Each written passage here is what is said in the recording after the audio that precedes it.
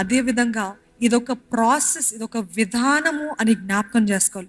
దేవుడు నన్ను దీని గుండా నడిపిస్తున్నాడు. ఇది దీనిలో నుండి టన్నల్ నుండి నన్ను నడిపిస్తున్నాడు. నేను దీని నుండి దాటుకుంటా వెళ్ళాలి అనే ఆలోచన ఉన్నవారు తొందరగా చేతులు ఎత్తేయరండి. తొందరగా గివ్ అప్ చేయరు. He wants consistent people. Abraham was consistent స్థిరంగా ఉన్నాడు. పర్వాలేదు దేవా, నువ్వు ఇచ్చావు, నువ్వు తీసుకుంటావు, నాకు తెలుసు నువ్వు కావాలంటే మరలా ఇస్తావు, నీకు అసాధ్యమైనది ఏది లేదు.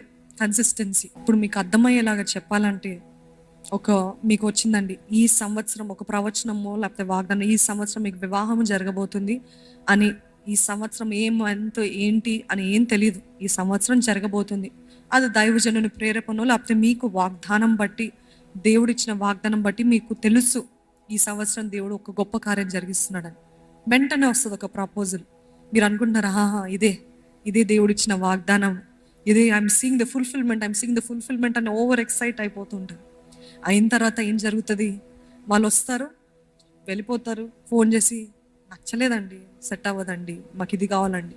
కానీ మీరు సూచన పెట్టుకుని ఇట్లుంటే దేవుని చిత్తము, డౌరీ అడగపోతే దేవుని చిత్తము, ఈ రీతిగా ఉంటే దేవుని చిత్తము అని మీరు అనుకున్నారు. కానీ everything is going against the plan. మీరు అనుకున్న దానికి అన్నిటికీ కూడా వ్యతిరేకంగా వెళ్తుంది. అటువంటి పరిస్థితుల్లో మరలా ఇంకో ప్రపోజల్ వస్తుంది. అట్లా ఒక 5-6 ప్రపోజల్స్ వచ్చినాయి అనుకోండి సంవత్సరంలో.